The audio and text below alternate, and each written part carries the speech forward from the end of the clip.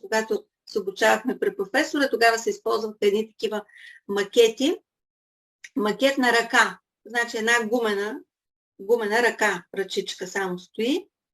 Тук на нея са нарисувани точките, също както на Вася са нарисувани.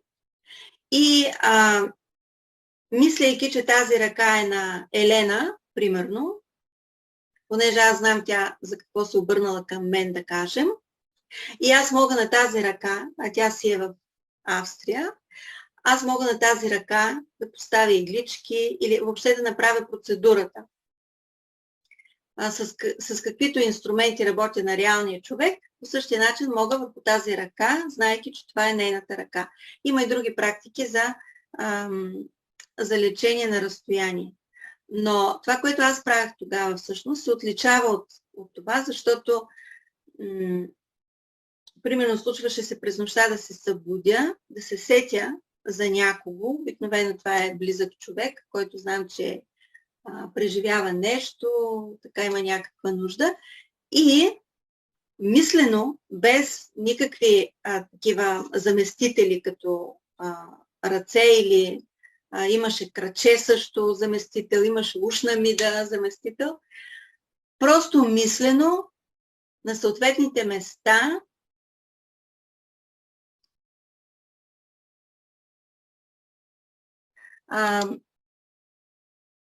на съответните места слагах иглички. И после човека ми казва, че е имало резултат, така се почувствал и иначе се почувствал. И така, защо ви разказвам това? Защото суджок не е само въздействие върху тези системи на съответствие, а в суджок работи най-вече нашето намерение. Нашето намерение.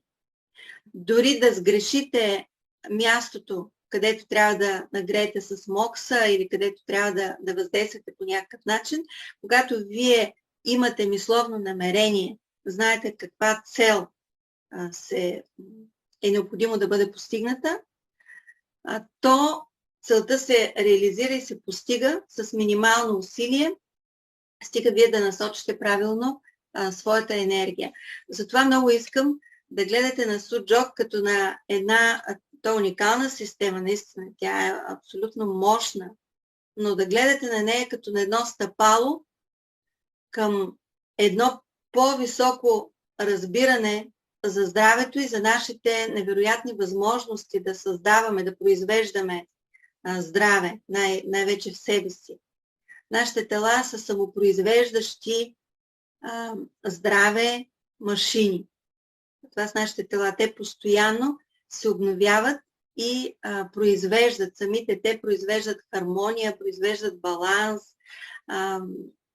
и на атомно ниво, и на субатомно, и на квантово ниво, и на всякакво. Защото полето, в което всички ние живеем, е единно и в него всичко е свързано с всичко.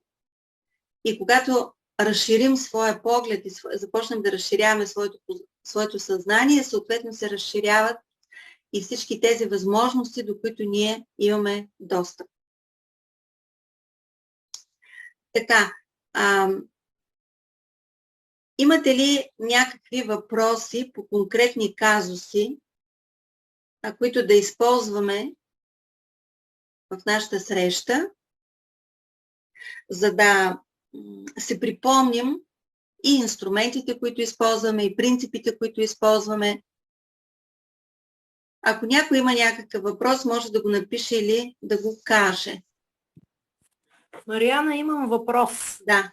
Ако върху една проекция, примерно на моята лява ръка, в областта, защото аз имам схемичките там, снимките, нали, от това, което виждам, в областта на стомаха, и наскоро ми се появиха едни образования, които не са болезнени. Това може ли да мисля, че в областта на стомаха имам нещо? Защото на проекцията на ръката ми се появяват, те са като леки издотинки. А само на тази проекция се появяват? Да. Да, а на други проекции на стомаха, нали знаеш, има система на съответствие на секом. Да, системата на съответствие на длънта ми. Така, да, не. Основната система. Да, основната система. Основната система в областта на стомаха. Отскоро ми излезнаха така едни издътинки, които не са болезни. Като ги натисна по-силно, леко чувствам нещо. И това ме кара да мисля в тая посока. Дали има нещо и какво мога да направя? Например, семенци или да нагрявам ли? Това отскоро така ме вълнува тая мисъл и сега се възползвам от случая, за да го обсъдим. В друга проекция, пак на стомаха, само че друга проекция, примерно ти си го забелязала в системата на съответствие основната, а в друга проекция, да кажем система на секомо, където на всеки пръст, нали знаем, някъде по пръстите в зоната на стомаха има ли някакви такива неща? Не. Значи по принцип, когато се появи нещо в някоя система на съответствие и хората, които знаем суджок, разбира се, веднага правим, нали, някаква връзка и това е естествено. Но не винаги това е някакъв диагностичен признак. Да. Тоест признак за нещо, че там има някакъв процес.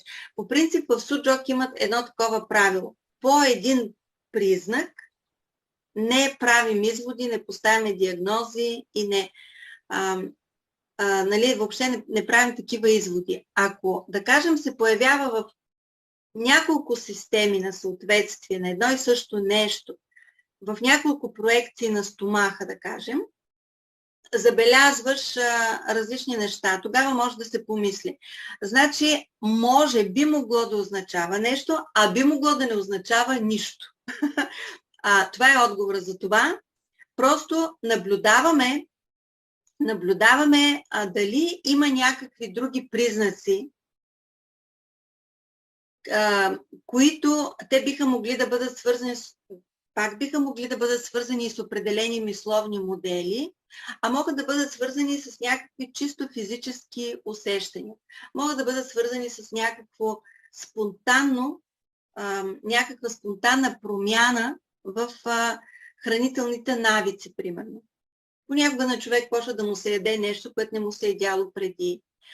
Или започва нали, към някаква храна да проявява, примерно, неприемане. Нещо такова.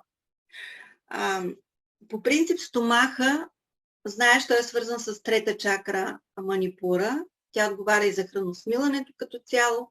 Слънчевия сплит, който пък е седалището на подсъзнанието, казва доктор Джозеф Мърфи.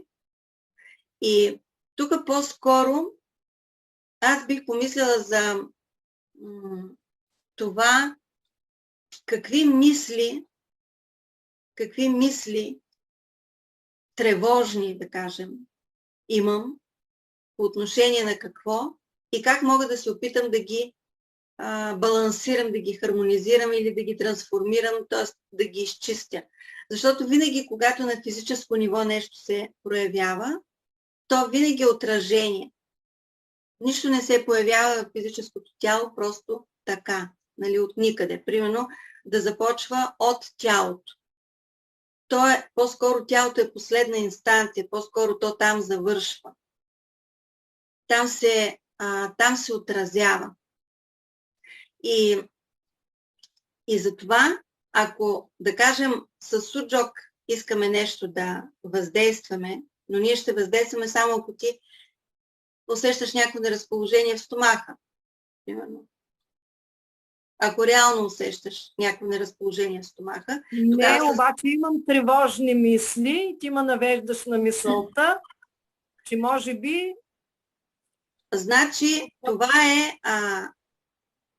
Значи, в този случай, ако няма усещане такова на дискомфорт в стомаха, по-скоро тази система на съответствие и зоната на стомаха дава предупредителен сигнал, че ако не се изчисти този мисловен модел, който съществува, нали, тревожни мислите или безпокойства или така, всички негативни мисли са от един и същ характер, както и да ги наречем, въобще няма да сгрешим. Нали, мисля, че ме разбираш. Ако не се изчисти, значи в тази система на съответствие вече биха се появили болезнени точки, биха се появили други признаци, които да показват, че съответната част от тялото, нали, е възможно да проявява някакъв дисбаланс. Толкова разумно всичко, не само природата, ние знаем, че природата е разумна, но нашите клетки надарени с разум, тези системи на съответствие, те са живи същества.